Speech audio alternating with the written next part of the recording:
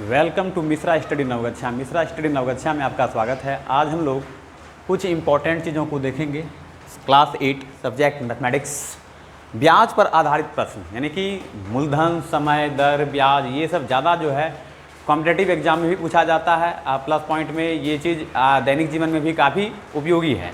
इसलिए हम चाहते हैं कि सबसे पहले आप ब्याज निकालने के पहले आप ब्याज से संबंधित जो सूत्र है वो ज़रूर जान लें, ताकि अगर आप सूत्र जान रहे हैं तो भली भांति जो है आप ब्याज निकाल सकते हैं। ब्याज क्या होता है? ब्याज का मतलब होता है सूद। अगर सिंपल भाषा में अगर हम बात करें तो ब्याज को हम लोग सूद कहते हैं। जैसे कि मान लीजिए कि हम लोग जब बैंक में पैसे जमा करते हैं तो उस पर हमें कुछ इंटरेस्ट मिलता है, यानी ब्याज मिलता है, तो वो खास करके बिजनेस वगैरह सब में जो है ज़्यादा इसका उपयोग हो जाता है। इसलिए मूलधन, समय, दर क्या होता है और कैसे ब्याज निकाला जाता है, इसका सूत्र क्या है, ये चीज़ों को पहले हम लोग जानेंगे और इससे संबंधित जो भी क्वेश्चन आएगा वो भी मैं बताने का प्रयास करूँगा। तो चलिए हम कुछ फार्मूला लिखते हैं यहाँ पर और फार्मूला के अनुसार ही हम लोग आगे फिर देखेंगे। तो सबसे पहले आप ये जानिए कि सबसे पहले देखिए इसमें हम लोगों को तीन चीज़ जानना है। तो सबसे पहले जानना है समय। समय को क्या कहा जाता है? समय को कहा जाता है टाइम। टाइम का मतलब हुआ समय। और उसके बाद मूलधन। मूलधन, मूलधन को हम लोग क्या कहते हैं? मूलधन को कहते हैं प्रिंसिपल। प्रिंसिपल, प्रिंसिपल मतलब हो गया मूलधन। उसके बाद हुआ दर। दर का मतलब होता है रेट। तो जब भी आप कभी ब्याज निकालिएगा तो ये तीन चीज़ बहुत ही महत्वपूर्ण हो जाता है, समय, मूलधन और दर। तो ब्याज को हम लोग क्या कहते हैं और ब्याज को हम लोग क्या कहते हैं? सबसे पहले जानिए, ब्याज को हम लोग कहते हैं इंटरेस्ट, यानी इसको हम लोग आई से इंडिकेट कर सकते हैं। अगर हम साधारण ब्याज का बात करें, साधारण ब्याज का बात करें तो उसे कहा जाता है, साधारण ब्याज को सिंपल इंटरेस्ट, SI से इंडिकेट कर सकते हैं इसको, ठीक है। और एक होता है चक्रवृद्धि ब्याज। चक्रवृद्धि ब्याज, चक्रवृद्धि ब्याज क्या होता है? चक्रवृद्धि ब्याज को हम क्या कहते हैं? तो चक्रवृद्धि ब्याज को हम लोग कहते हैं CI, यानी कि कंपाउंड इंटरेस्ट, ठीक है। तो समय को हम लोग टाइम कहेंगे, मूलधन को हम लोग प्रिंसिपल, दर को रेट, ब्याज को इंटरेस्ट, साधारण ब्याज को सिंपल इंटरेस्ट और चक्रवृद्धि ब्याज को कंपाउंड इंटरेस्ट कहते हैं। शॉर्ट फॉर्म CI, साधारण ब्याज का शॉर्ट फॉर्म SI, ब्याज का शॉर्ट फॉर्म A और समय का अगर हम शॉर्ट देखें तो T कह सकते हैं। मूलधन को हम लिख सकते हैं P से इंडिकेट कर सकते हैं, दर को हम लोग R से इंडिकेट कर सकते हैं। और एक होता है मिश्र धन। मिश्र धन, अब मिश्र धन क्या होता है ये चीज़ आप लोग जानिए। इसको हम लोग कहते हैं अमाउंट। अमाउंट अर्थात इसको अगर हम इंडिकेट करना चाहें तो हम A से इसे इंडिकेट कर सकते हैं। तो आपने समझा कि जो है ब्याज, साधारण ब्याज, चक्रवृद्धि ब्याज, मिश्रधन, समय, मूलधन, दर। अब थोड़ा सा इसके बारे में मैं बता देना चाहता हूँ कि साधारण ब्याज क्या होता है और मूलधन क्या है। मूलधन वो होता है जितना अमाउंट हमारे पास है, यदि हम किसी व्यक्ति को देते हैं, ठीक है, मान लीजिए 500 रुपया हम किसी व्यक्ति को दिए तो 500 रुपया हमारा मूलधन हुआ। उसके बाद उसको समय दिए कि हमें जो है आप 500 रुपया कितने दिन में वापस कीजिएगा।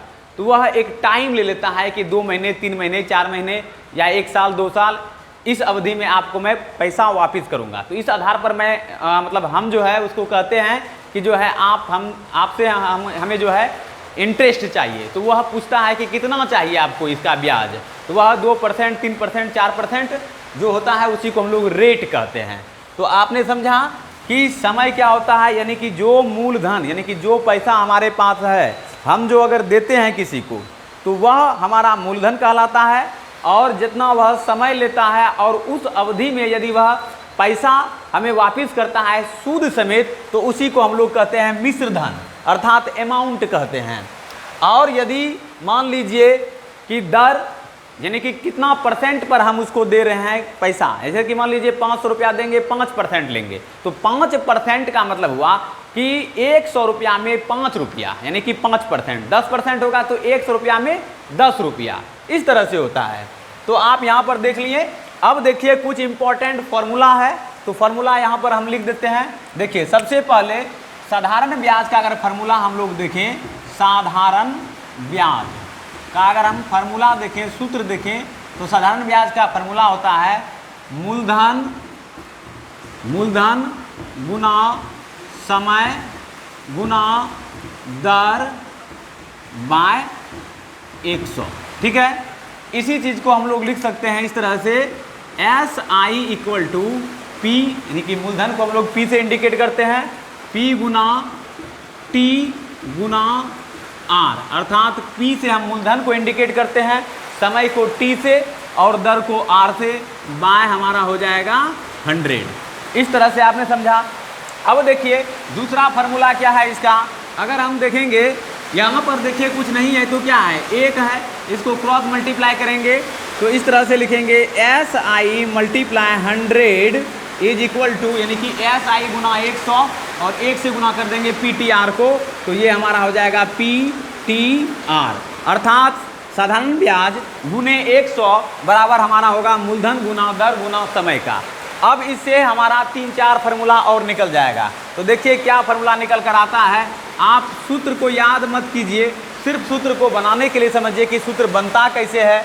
यदि हम SI गुना 100 बराबर PTR हुआ तो इसको हम इस तरह से भी लिख सकते हैं, PTR अर्थात मूलधन गुना समय गुना दर बराबर साधारण ब्याज गुना 100।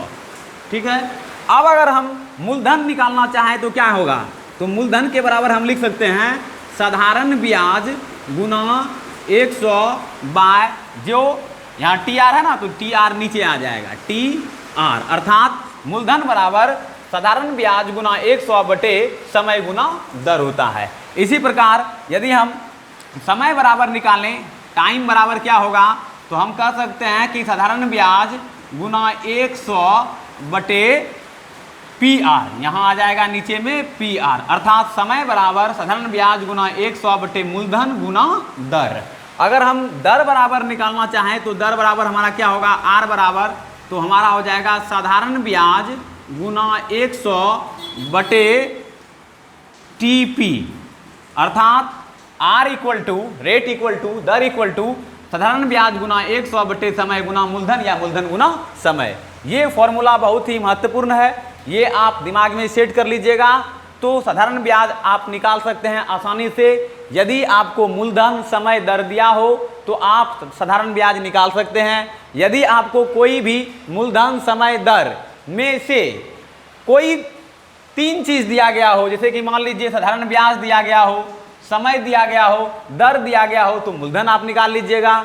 यदि आपको मूलधन दिया गया है, समय दिया गया है और साधारण ब्याज दिया गया है तो दर निकाल लीजिएगा। ये तमाम फार्मूला का यूज करके, जैसे कि मैंने आपको बताया कि साधारण ब्याज बराबर होता है मूलधन गुना समय गुना दर बटे 100, या इसको हम ऐसे भी लिख सकते हैं SI equal to PTR by 100 या PRT by 100। T equal to लिख सकते हैं time equal to SI multiply 100 upon PR, अर्थात समय बराबर साधारण ब्याज गुना 100 बटे मूलधन गुना दर, और दर बराबर लिख सकते हैं साधारण ब्याज गुना 100 बटे समय गुना मूलधन या मूलधन गुना समय। मूलधन बराबर लिख सकते हैं साधारण ब्याज गुना 100 बटे समय गुना दर। तो ये आप समझें कि ये क्या चीज़ है। अब आपको इससे रिलेटेड कई सारा जो है प्रश्न भी मिलेगा बनाने के लिए, लेकिन हम चाहते हैं कि आप लोग जो है समझ लीजिए कि जो है इससे संबंधित क्या क्या और फार्मूला है। तो हम यहाँ पर कुछ फार्मूला लिखा रहे हैं आप लोगों को, और आप लोग जो है भली भांति इसको देखते जाइए। यदि आप इसका स्क्रीनशॉट लेना चाहें तो आप स्क्रीनशॉट ले सकते हैं। अब हम लोग धीरे धीरे आगे बढ़ते हैं। अब देखिए लाभ बराबर क्या होगा। अब लाभ बराबर क्या होगा, देखिए अब एक चीज समझिए सबसे पहले, क्रय मूल्य और विक्रय मूल्य क्या होता है। क्रय मूल्य क्या होता है और विक्रय मूल्य क्या होता है, सबसे पहले ये चीज जान लीजिए। क्रय मूल्य और दूसरा होता है विक्रय मूल्य। क्रय मूल्य और विक्रय मूल्य, क्रय मूल्य क्या होता है और विक्रय मूल्य क्या होता है। तो क्रय माना होता है खरीदना, यानी खरीद मूल्य, और विक्रय मूल्य का मतलब होता है बेचने का मूल्य। ठीक है, तो खरीद मूल्य क्या होता है और बेचने का मूल्य क्या होता है। तो खरीद मूल्य को हम लोग कहते हैं शॉर्ट में CP अर्थात कॉस्ट प्राइस, और विक्रय मूल्य को कहते हैं SP अर्थात सेल प्राइस। मान लीजिए कोई चीज़ अगर हम खरीदते हैं, ठीक है, और यदि उसको हम ज़्यादा में बेचते हैं तो हमें लाभ प्राप्त होता है, और यदि मान लीजिए कोई चीज़ खरीदते हैं उसको कम में बेच देते हैं तो हमें हानि होता है। तो अब लाभ बराबर क्या होगा और हानि बराबर क्या होगा? तो लाभ बराबर फॉर्मूला हमारा ये हो जाएगा, आप लोग ध्यान से देखिए। लाभ को हम लोग कहते हैं प्रॉफिट कहते हैं, या फिर इसको कहा जाता है गेन। लाभ को क्या कहा जाता है? प्रॉफिट या फिर गेन। और हानि को कहा जाता है लॉस। ठीक है, लॉस मतलब हानि। तो लाभ बराबर क्या फॉर्मूला होगा? तो लाभ तभी होगा जब वस्तु का क्रय मूल्य जो होगा उसको बेचने का मूल्य यदि ज़्यादा होगा तभी ना हमें लाभ प्राप्त होगा। तो इसलिए लाभ बराबर हमारा हो जाएगा sale price minus cost price, यानी कि विक्रय मूल्य में अगर हम क्रय मूल्य घटा देंगे तो हमारा लाभ प्राप्त होगा। और हानि कब होगा? जब हम खरीद मूल्य जितना हमें खरीदे हैं और बेचने का मूल्य हमारा कम होगा तो हानि हो जाएगा। तो हमारा हो जाएगा CP minus SP, cost price minus sale price. अब आप समझ गए कि लाभ निकालने के लिए क्या फार्मूला लगाइएगा और हानि निकालने के लिए क्या फार्मूला लगाइएगा। एक चीज मैं आपको बता देना चाहता हूं कि लाभ प्रतिशत भी निकालना पड़ता है कभी कभी और हानि प्रतिशत भी निकालना पड़ता है। ये तमाम चीज मैं आपको बताने जा रहा हूं, आप लोग धैर्य बनाकर रखिए ताकि आप लोग भली भांति इसको सीख सकें। तो लाभ प्रतिशत बराबर फॉर्मूला होगा, लाभ प्रतिशत बराबर हमारा हो जाएगा लाभ गुना 100 बटा क्रय मूल्य, यानी क्रय मूल्य पर ही देखा जाता है कि लाभ या हानि क्या होता है। और इसी प्रकार हानि प्रतिशत का अगर हम बात करें तो हानि प्रतिशत का फॉर्मूला होगा हानि गुना 100 बटे क्रय मूल्य CP। तो ये आपने समझा, ये सब फॉर्मूला है। तो आप लोग इसको दिमाग में रखिए। आगे और फॉर्मूला हम लोग लेकर चलते हैं, पहले इसको मिटा देते हैं ताकि जो है दिक्कत नहीं हो आप लोगों को। आप लोग इसका स्क्रीनशॉट ले लिए होंगे, आशा है। एक बार और आप देख लीजिए भली भांति इसको। अब हम लोग आगे कुछ इंपॉर्टेंट फॉर्मूला जो है उसको देखेंगे।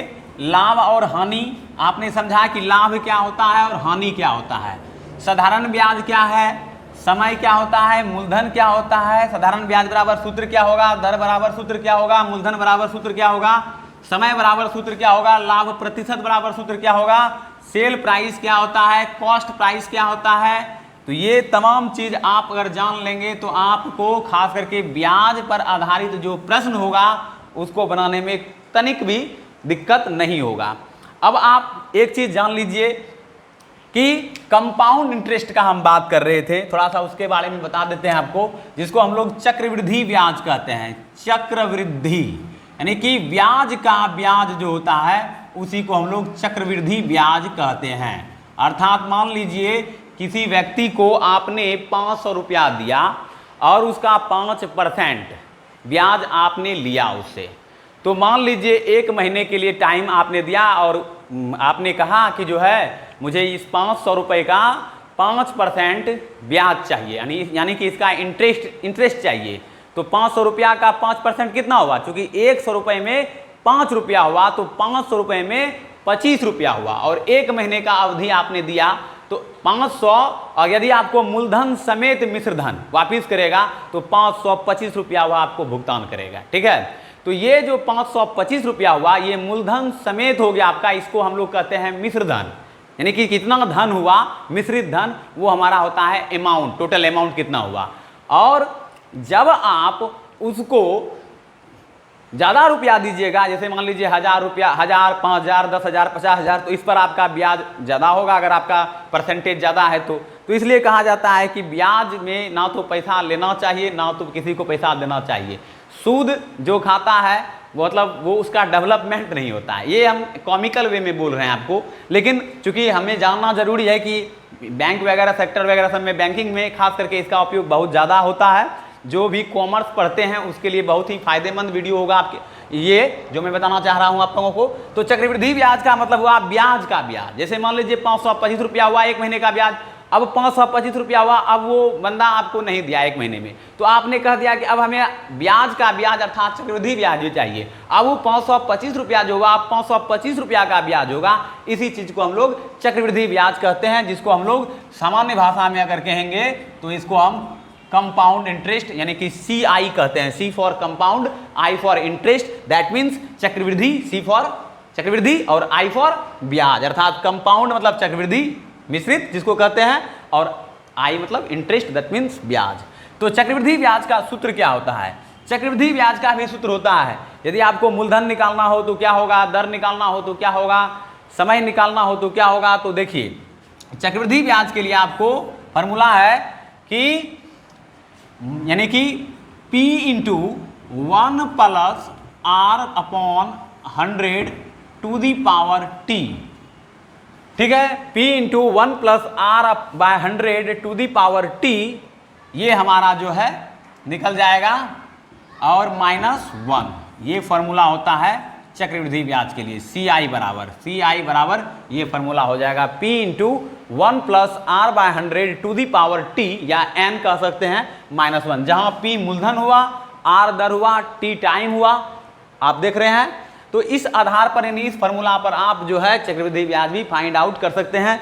अब हम कुछ सवाल को लेकर चलेंगे और आपको हम बताने का प्रयास करेंगे। सबसे पहले आपको हम साधारण ब्याज से संबंधित कुछ सवाल को बता देते हैं, ताकि जो है आप लोग भली भांति जान लीजिएगा कि साधारण ब्याज कैसे निकालेंगे। जैसे मान लीजिए साधारण ब्याज पूछ रहा है, तो मान लीजिए मूलधन दे दिया है आपको 4000 रुपया, 4000 रुपया आपको मूलधन दिया है, ठीक है। उसके बाद दर दे दिया आपको, R दे दिया आपको 5%, R दे दिया आपको 5%, और टाइम दे दिया आपको 2 ईयर्स टाइम दे दिया, यानी 2 वर्ष। तो आप अगर आपको कह दिया कि आप जो है साधारण ब्याज ज्ञात कीजिए, यानी कि सिंपल इंटरेस्ट निकालिए, तो सिंपल इंटरेस्ट निकालने के लिए आपको मैंने बताया था कि चूंकि SI बराबर फार्मूला होता है PRT बाय 100, तो हम यहाँ पर लिख सकते हैं SI इक्वल टू P का वैल्यू देखिए कितना है, तो 4000 है, गुना R का वैल्यू कितना है, तो 5% है, और टाइम हमारा 2 साल है, तो नीचे में हमारा 100 हो जाएगा, और ये कैंसिल हो जाएगा। और अब इसको हम मल्टीप्लाई कर लेंगे, तो ये हमारा हो जाएगा 4 पंचे 20 दूनी 40, यानी कि 40 पर 1 ठो 0 हो जाएगा, अर्थात 400 रुपया जो है हमारा जो है साधारण ब्याज निकलेगा। किस पर? जब हमारा मूलधन 4000 हो, दर 5% हो, टाइम 2 ईयर्स हो, तो साधारण ब्याज हमारा निकल जाएगा 400। अब आप देखिए कि मान लीजिए इस तरह का भी प्रश्न पूछा जा सकता है आपसे कि साधारण ब्याज आपका दिया है 400 रुपया, ठीक है। उसके बाद आपका दर दिया है 5%, दर इक्वल टू 5%, और उसके बाद टाइम दे दिया है आपको 2 ईयर्स, तो कह दिया आपको मूलधन ज्ञात कीजिए। इस तरह से भी आपसे प्रश्न पूछा जा सकता है। तो मैंने आपको फॉर्मूला बताया था कि मूलधन बराबर क्या सूत्र होगा, तो आप लोग भली भांति जान लीजिए कि मूलधन बराबर क्या सूत्र होगा। तो आपको मैंने फार्मूला के अकॉर्डिंग बताया था। तो मूलधन बराबर फार्मूला होता है, यानी P इक्वल टू फार्मूला हो जाएगा साधारण ब्याज गुना 100 बटे दर गुना समय, अर्थात R इंटू T। तो हमारा साधारण ब्याज कितना है, तो हमको चूंकि मूलधन फाइंड आउट करना है, यहाँ आप देख रहे हैं ये 400 रुपया 4000 जो रुपया है ये मूलधन है, तो यही हमको ज्ञात करना है। तो साधारण ब्याज गुना 100, तो साधारण ब्याज हमारा कितना निकला है, तो यहाँ आप देख रहे हैं 400 रुपया निकला है। तो यहाँ पर हम लिख देते हैं 400 multiply 100 by R into T। तो R कितना है, तो 5 है, 5% गुना T कितना है, तो 2 साल है। अब आप इसको हल कर लीजिए, तो ये हमारा हो जाएगा 400 मल्टीप्लाई 100, 5 दूनी 10, और 1 0 कंप्लीट हो जाएगा, 400 नहीं 4000 हो जाएगा। तो ये हमारा निकल गया, क्या कहते हैं, मूलधन। तो इस तरह से आपको अगर 3 चीज़ दिया रहेगा तो चौथा चीज़ आप खुद ब खुद निकाल सकते हैं। तो ये आपने समझा। अब आगे हम लोग बढ़ते हैं और भी कुछ सवालों को लेते हैं और आपको हम बताने का प्रयास करते हैं।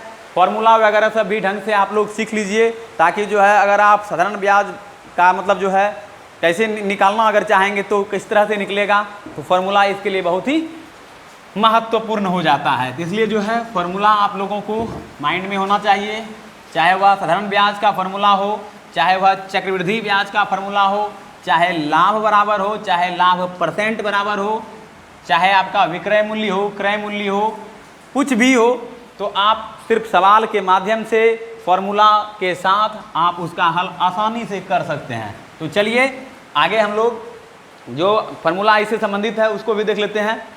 तो देखिए एक ब्याज बराबर एक फार्मूला ये भी होता है, तो ब्याज बराबर एक फार्मूला ये होता है, याद रखिएगा आप लोग, ब्याज बराबर सूत्र होता है, यानी कि ब्याज को हम लोग इंटरेस्ट कहते हैं और ब्याज बराबर होता है मिश्र धन घटा मूलधन, मिश्र धन घटा मूलधन। याद रखना है आप लोगों को कि ब्याज के बराबर होता है मिश्र धन घटा मूलधन। मिश्र धन को हम लोग अमाउंट से इंडिकेट करते हैं और मूलधन को हम लोग पी से और ब्याज को हम लोग आई से, तो आई बराबर ए माइनस पी। ठीक है, अब हम लोग एक दो सवाल को लेते हैं और उसको सॉल्व करने का प्रयास करते हैं। देखिए प्रश्न है कि कितने प्रतिशत वार्षिक ब्याज की दर से कोई मूलधन 4 वर्षों में अपना 1.25 गुना हो जाएगा। देखिए कितना इंपॉर्टेंट क्वेश्चन है, किस तरह का प्रश्न आने वाले एग्जाम में पूछा जाता है। तो आइए प्रश्न को समझते हैं। ये आपने समझा फार्मूला, और भी फार्मूला वगैरह सब जो है मैं लिखाने का प्रयास करूंगा। यहाँ पर क्वेश्चन लिखते हैं 1 नंबर का, यहाँ पर 1 नंबर का क्वेश्चन है कि कितने प्रतिशत, यानी कि कितने प्रतिशत, आप लोग ध्यान से देखिए, हम यहाँ प्रश्न को लिख रहे हैं ताकि आप लोगों को भी दिखाई दे कि क्या प्रश्न है। कितने प्रतिशत वार्षिक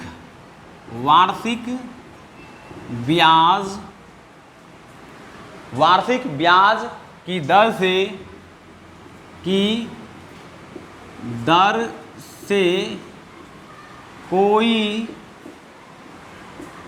कोई मूलधन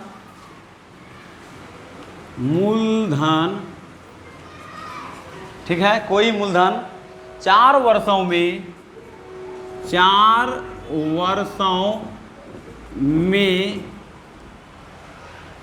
अपना 1.25 गुना हो जाएगा। 4 वर्षों में अपना 1.25 गुना हो जाएगा, 1.25 गुना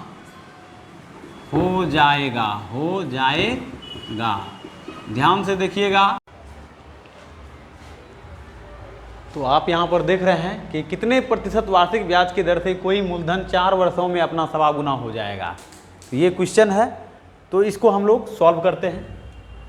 तो आप देखिए कितने प्रतिशत वार्षिक ब्याज की दर से कोई मूलधन 4 वर्षों में अपना 1.25 गुना हो जाएगा।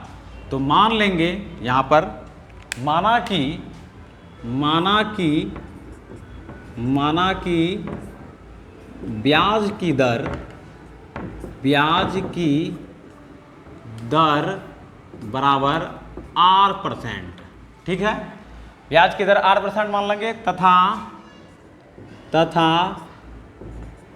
मूलधन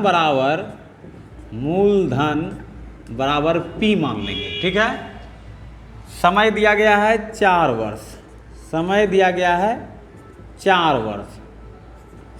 वर्ष, और कह रहा है कि 1.25 गुना हो जाता है, अर्थात मिश्र धन 1.25 गुना हो जाता है। किसका? मूलधन का 1.25 गुना हो जाता है। तो 1.25 इंटू P, अर्थात यहाँ पर आप देख सकते हैं, हमको इसको देख लेना है कितना आ जाता है। इसका सॉल्यूशन हल कर लेते हैं इस तरह से 1.25, इसको हम पहले पॉइंट को उड़ाएंगे, नीचे लिखेंगे 100, तो ये हमारा हो जाएगा 125/100 और P रहेगा।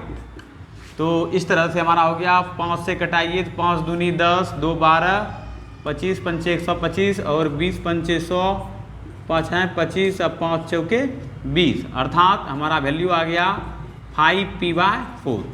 अब हम सबसे पहले साधारण ब्याज निकालेंगे। SI बराबर फार्मूला होता है मिश्र धन घटा मूलधन, तो मिश्र धन घटा मूलधन। तो मिश्र धन हमारा कितना है, तो ये हमारा मिश्र धन है 5P/4 और मूलधन हमारा P है, तो ये हमारा वैल्यू आ गया 5P माइनस, इसको लघुत्तम ले लीजिए 4P/4, अर्थात 5P minus 4P, that means P/4। ये निकल गया हमारा साधारण ब्याज। अब चूंकि क्या कह रहा है, दर निकालने के लिए, तो यहाँ पर हम जानते हैं कि दर प्रतिशत बराबर साधारण ब्याज गुना 100 बटे मूलधन गुना समय।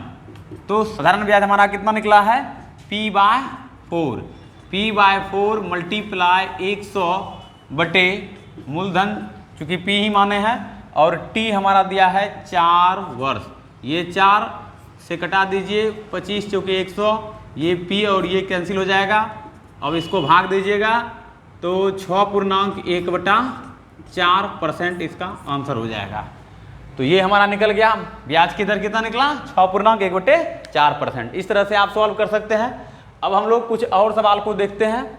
चलिए अगला सवाल हम लिखेंगे यहाँ पर, आप इसका स्क्रीनशॉट ले सकते हैं यदि आपको कोई दिक्कत हो तो आगे हम लोग बढ़ते हैं। अब अगला सवाल हम लोग लिखेंगे पहले यहाँ पर, और आपको बताने का प्रयास करेंगे कि कैसे जो है, अगर आपको ब्याज पर आधारित कोई प्रश्न मिल जाता है तो किस तरह से आप सॉल्व कीजिएगा। ये तो चूँकि सिंपल इंटरेस्ट से संबंधित सवाल है, और जब आपको मिश्र धन निकालना पड़ेगा उसके बाद अगर आप चक्रवृद्धि ब्याज में जाइएगा तो वहाँ पर दूसरा फॉर्मूला यूज होगा। तो इस तरह से जो है आप नियम पूर्वक जो है यदि आप पढ़िएगा तो आसानी से आप सॉल्व कर सकते हैं। तो हम अब अगला प्रश्न पढ़ेंगे और आपको बताएंगे कि दूसरा प्रश्न में क्या दिया गया है। तो चलिए दूसरा प्रश्न देखते हैं क्या दिया गया है। तो आगे प्रश्न ये है कि 750 रुपये का 9% वार्षिक ब्याज की दर से 6 वर्षों का ब्याज ज्ञात कीजिए तथा मिश्र धन भी निकालिए। तो हम यहाँ पर प्रश्न लिख देते हैं ताकि आप लोगों को पढ़ने में आ जाए, और आप लोग भी देख लीजिए क्या क्वेश्चन है। क्वेश्चन है 750 रुपये का, दूसरा नंबर क्वेश्चन इस तरह का है कि 750 रुपये का 750 रुपये का 9% वार्षिक ब्याज की दर से वार्षिक ब्याज की दर से ब्याज की दर से 750 रुपये का 9% वार्षिक ब्याज की दर से 6 वर्षों का ब्याज ज्ञात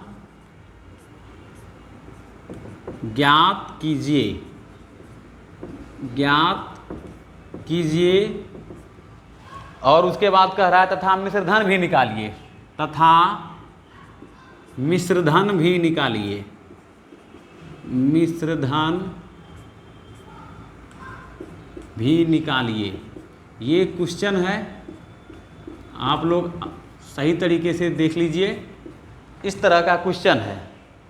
तो अब हम लोग क्या करेंगे, यहाँ का रहा है 750 रुपये का 9% वार्षिक ब्याज की दर से 6 वर्षों का ब्याज ज्ञात करना है और उसके बाद मिश्र धन भी ज्ञात करना है।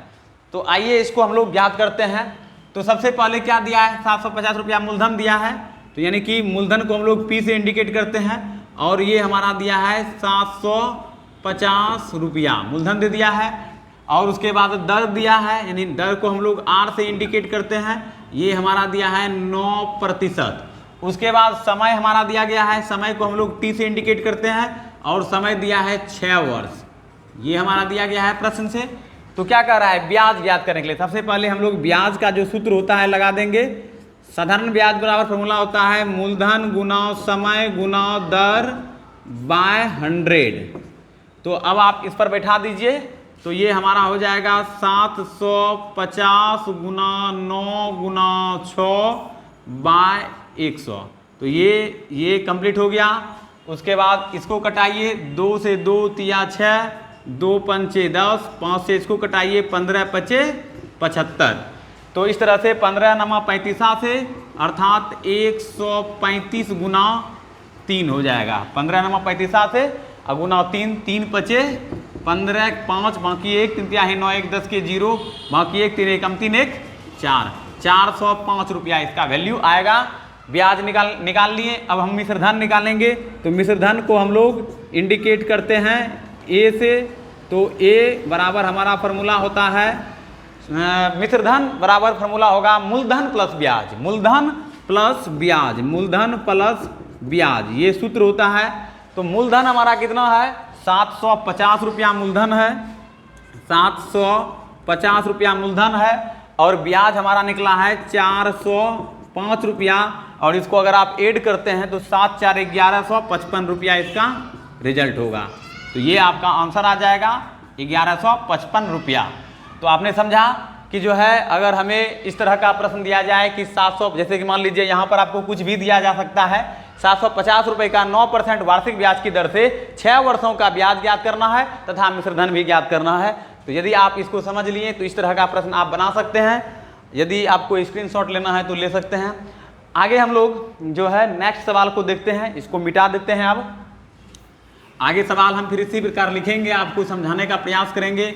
देखिए, चक्रवृद्धि ब्याज हो गया, साधारण ब्याज हो गया, लाभ प्रतिशत हो गया, हानि प्रतिशत हो गया, क्रय मूल्य, विक्रय मूल्य, ये सब अक्सर एग्जाम में भी पूछा जाता है। इसलिए इस चीज़ को आप भली भांति जो है, कई सारे ऐसे बच्चे हैं जिनको परेशानी का सामना करना पड़ जाता है आगे जाकर, चूँकि 8th क्लास में और 7th क्लास में ही यह प्रोवाइड किया गया है, बाकी अन्य क्लास में ये चीज़ नहीं दिया गया है। तो इसलिए आप लोग इसी क्लास में देख लीजिए। आगे क्वेश्चन हम लोग लेते हैं। अगला क्वेश्चन है कि कितने प्रतिशत ब्याज की दर से 450 रुपया 3 वर्षों में 504 रुपया हो जाएगा। तीसरा नंबर क्वेश्चन यहाँ पर लिख रहे हैं।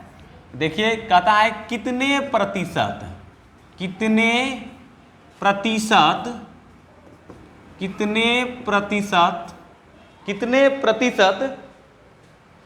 ब्याज की दर से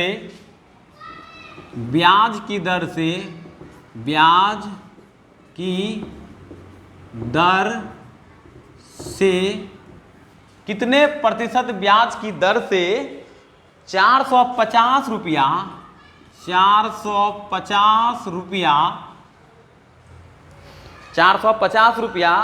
3 वर्षों में 504 रुपया हो जाएगा। 450 रुपया 3 वर्षों में 504 रुपया हो जाएगा, ये प्रश्न है। तो अब आप देख सकते हैं यहाँ पर कह रहा है कितने प्रतिशत, तो जो कह रहा है उसको मान लेंगे। माना कि ब्याज की दर बराबर R% और ब्याज की दर से 450 रुपया, तो 450 रुपया की मूलधन, ये हमारा क्या है, मूलधन है।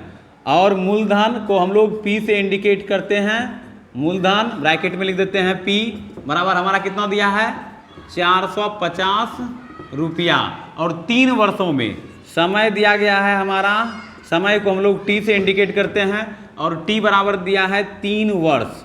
3 वर्षों में जो है 504 रुपया हो जाता है, अर्थात मिश्रधन हमारा कितना है, मिश्रधन को हम लोग A से इंडिकेट करते हैं, ये हमारा हो जाता है, यानी कि प्रश्न से दिया गया है 504 रुपया हो जाता है। सबसे पहले हम लोग साधारण ब्याज का गणना करेंगे। तो साधारण ब्याज बराबर होता है मिश्रधन घटा मूलधन। ये आप याद रखिएगा कि अगर हमको साधारण ब्याज निकालना है तो मिश्रधन दिया गया है और मूलधन दिया है, तो मिश्रधन में से मूलधन घटा दीजिएगा तो साधारण ब्याज आपका निकल जाएगा। तो अब आप देख सकते हैं कि मिश्रधन हमारा कितना है, 504 रुपया हमारा मिश्रधन है, माइनस मूलधन कितना दिया है, 450 रुपया। अब इसको हम लोग माइनस कर लेते हैं, तो 504 में से 450 यदि आप घटाते हैं तो कितना आ जाता है, तो घटा करके हम लोग ट्राई कर लेते हैं, कितना आ जाता है, 54 रुपया आ जाता है। इसका हमारा रिजल्ट आएगा 54 रुपया, अर्थात मिश्रधन हमारा हो गया, सॉरी साधारण ब्याज हमारा हो गया 54 रुपया। अब हमें चूंकि कह रहा है दर ज्ञात करने के लिए, तो चूंकि हम जानते हैं कि दर बराबर फॉर्मूला होता है दर % बराबर साधारण ब्याज गुना 100 बटे मूलधन गुना समय, यानी PT। तो दर % बराबर निकालना है, साधारण ब्याज हमारा कितना है निकला, 54 रुपया निकला है, तो 54 गुने 100 बटे मूलधन हमारा कितना है, मूलधन हमारा 450 रुपया है, गुना T टाइम कितना दिया है, 3 वर्ष दिया गया है टाइम, 0 0 कैंसिल हो गया। अब यहाँ पर आप जो है इसको सॉल्व कर लीजिए, तो ये हमारा हो जाएगा 54 गुना 10 बटे 45 गुना 3। तो इसको हम लोग पहले कटा देते हैं, 3 एकम 3, 3 2 5, 2 पर 4 24, 3 अठे 24 हो गया, 18 तिया 54 हो जाता है। अब फिर इसको कटाते हैं, 3 6 के 18 और 15 तिया 45, फिर कटाते हैं 5 दूनी 10 और 5 तिया 15, 3 दूनी 6, अर्थात हमारा ये वैल्यू हो गया 4%। यही हमारा आंसर होगा। आपने समझा इसको? यदि आप इसका स्क्रीनशॉट लेना चाहें तो ले सकते हैं। यदि आपको इस तरह का सवाल पूछ दिया जाए तो आप आसानी से इसको सॉल्व कर सकते हैं। अब हम लोग अगले सवाल की ओर बढ़ते हैं ताकि आपको कोई दिक्कत ना हो। इसको मिटाते हैं। देखिए, कोई भी ये जो ब्याज पर आधारित जो सवाल प्रश्न पूछा जाता है एग्जाम में, तो आपको सिर्फ टेक्निक यूज करना होगा। यदि आप उसका प्रोसेस समझ लेते हैं, फार्मूला वगैरह सब पर आपको कमांड रहता है, तो आपको फिर कहीं कोई दिक्कत नहीं होगा। अगर फार्मूला वगैरह सब याद नहीं है आपको और थोड़ा सा माइंड भी लगाना पड़ता है, मैथमेटिक्स में तो आप जान ही रहे हैं कि काफ़ी ज़्यादा माइंड का यूज होता है, इसलिए आप थोड़ा सा माइंड यूज जरूर कीजिए। आगे देखिए, अगला क्वेश्चन है चौथा नंबर क्वेश्चन है। आप देख सकते हैं कि चौथा नंबर क्वेश्चन क्या है। चौथा नंबर क्वेश्चन है कि यदि कोई मिश्रधन, देखिए कितना घुमा करके प्रश्न पूछा जाता है, आपको हम बताने का प्रयास कर रहे हैं। यदि कोई मिश्रधन, चूंकि बोर्ड एग्जाम में इस तरह का कॉम्पिटिटिव एग्जाम में इस तरह का क्वेश्चन बार बार रिपीट होता है। यदि कोई मिश्रधन 5 वर्षों में यदि कोई मिश्रधन 5 वर्षों में, आपको हम कुछ इंपॉर्टेंट सवाल को बता रहे हैं ताकि आप इसका प्रोसेस यदि समझ लेते हैं आप आसानी से सॉल्व कर लीजिएगा। यदि कोई मिश्रधन 5 वर्षों में मूलधन का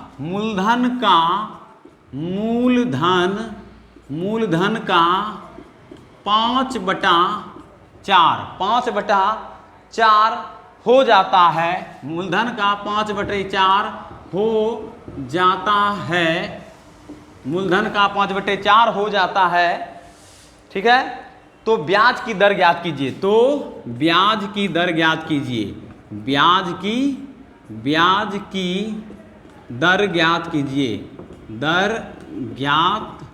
कीजिए। इस तरह का प्रश्न अक्सर जो है एग्जाम में पूछ दिया जाता है और वहां पर जो है हम कंफ्यूज कर जाते हैं कि किस तरह से इसको सॉल्व करना है। तो आइए, यहाँ कह रहा है यदि कोई मिश्रधन, यानी मिश्रधन कह रहा है कि 5 वर्षों में मूलधन का 5/4 हो जाता है।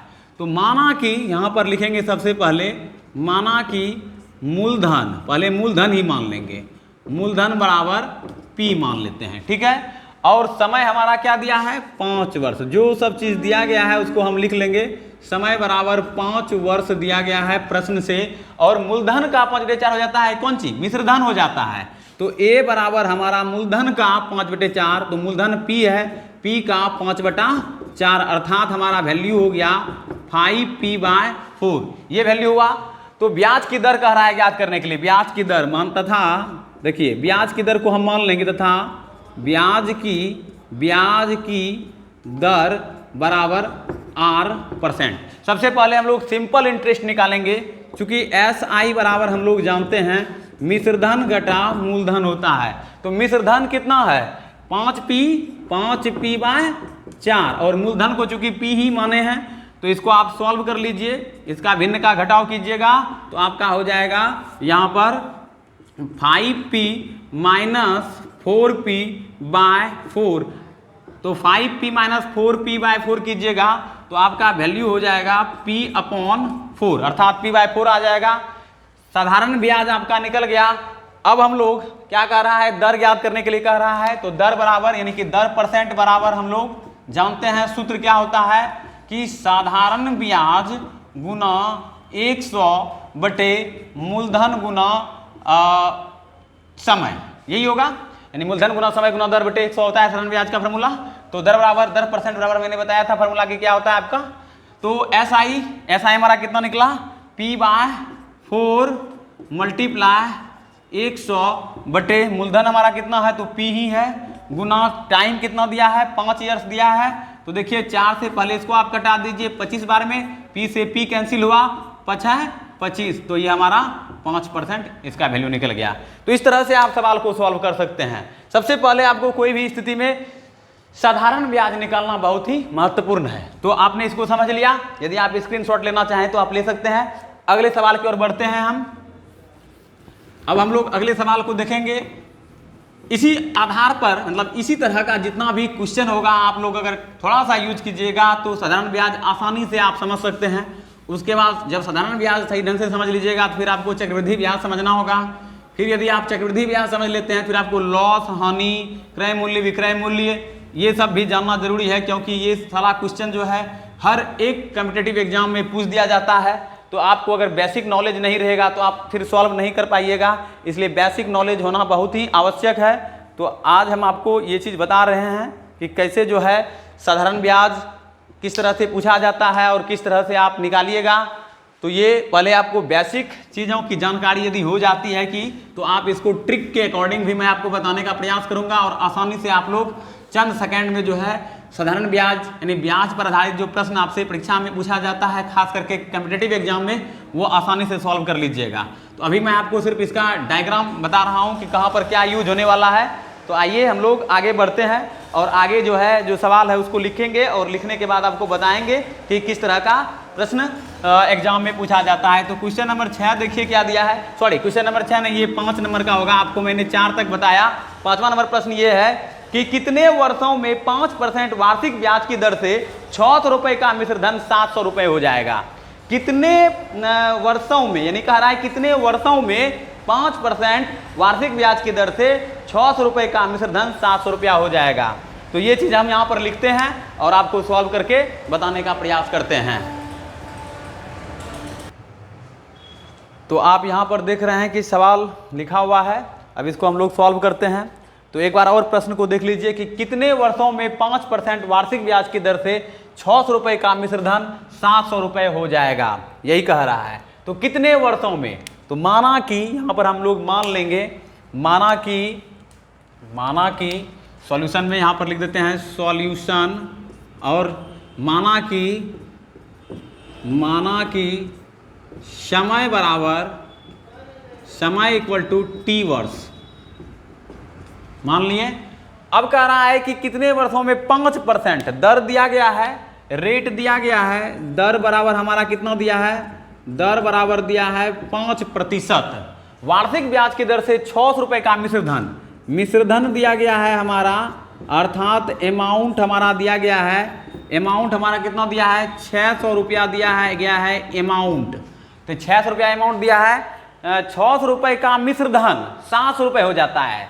600 रुपये का मिश्र धन जो है, सॉरी यहाँ पर मिश्र धन नहीं होगा बल्कि 600 रुपये मूलधन होगा। तो इसको हम थोड़ा सा मिटा देते हैं और यहाँ पर लिख देते हैं कि मूलधन 600 होगा, चूंकि मिश्र धन हो जाता है 700। तो मूलधन यहाँ पर हमारा चूंकि मूलधन कितना है, तो मूलधन हमारा 600 है और इसका मिश्र धन कितना हो जाता है 700 रुपया हो जाता है। मिश्र धन को हम लोग ए से सूचित करते हैं और ये हमारा हो जाता है 700 रुपया। तो सबसे पहले हम लोग क्या करेंगे, सिंपल इंटरेस्ट निकालेंगे, SI निकालेंगे। तो सिंपल इंटरेस्ट बराबर हम जानते हैं कि साधारण ब्याज बराबर फॉर्मूला होता है मिश्र धन घटा मूलधन। तो मिश्र धन को ए से इंडिकेट करेंगे और मूलधन को पी से। तो यहाँ पर आप देख रहे हैं कि हमारा मिश्र धन कितना है 700 और मूलधन कितना है 600। तो 700 में से यदि 600 माइनस कीजिएगा तो हमारा 100 बचेगा, यानी 100। तो साधारण ब्याज निकल गया। तो समय का राय निकालने के लिए तो फॉर्मूला लगा दीजिए, क्योंकि हम जानते हैं कि समय के बराबर फॉर्मूला होता है साधारण ब्याज गुना 100 बटे मूलधन गुना दर, यही होता है। तो साधारण ब्याज हमारा कितना है देख लीजिए 100 रुपया है। तो 100 गुना 100 बटे मूलधन हमारा कितना है, तो मूलधन हमारा 600 और दर कितना है 5% है। तो 00 कैंसिल हो गया और ये हो गया 20 पंचे 100, अर्थात हमारा हो गया 20/6। तो 18 भाग दे देते हैं पहले। तो 20 को अगर हम 6 से भाग देंगे तो 6×18 यानी कि 3.2/6, 3.2/6 इसको भाग देंगे तो 3.1/3 हो जाएगा, 3.1/3 वर्ष, यही टाइम हो जाए लगेगा हमको। तो समझ में आ गया आप लोगों को। अब हम लोग नेक्स्ट सवाल की ओर बढ़ते हैं। आप लोग इसका स्क्रीनशॉट अगर लेना चाहें तो ले लीजिए। आपको मैं बताने का प्रयास कर रहा हूं कि देखिए साधारण ब्याज कैसे निकलता है, फिर आपको चक्रवृद्धि ब्याज भी बताएंगे हम। तो चलिए अगला सवाल हम लेते हैं और आपको बताने का प्रयास करते हैं। इस तरह का यदि आपको सवाल मिलेगा तो आप एग्जाम में आसानी से हल कर सकते हैं। चूंकि साधारण ब्याज से संबंधित कई सारा सवाल है क्लास 8 और क्लास 7 में भी, तो अगर आप ढंग से उसको पढ़ लीजिएगा तो दिक्कत नहीं होगी आपको। अब आगे हम लोग जो है एक सवाल और बनाएंगे, उसके बाद आप लोग स्वयं जो है इस तरह का अगर सवाल मिलेगा तो बना लीजिएगा। तो चलिए एक सवाल और आपको बता देते हैं, 6 नंबर का सवाल। 6 नंबर का सवाल है कि मान लीजिए यहाँ पर प्रश्न कह रहा है कि कितने समय में, यानी कि इस तरह का सवाल अक्सर पूछ दिया जाता है, कितने समय में 6.1/2% 6.1/2% वार्षिक ब्याज की दर से कोई धन दोगुना हो जाएगा। वार्षिक ब्याज की दर से कोई धन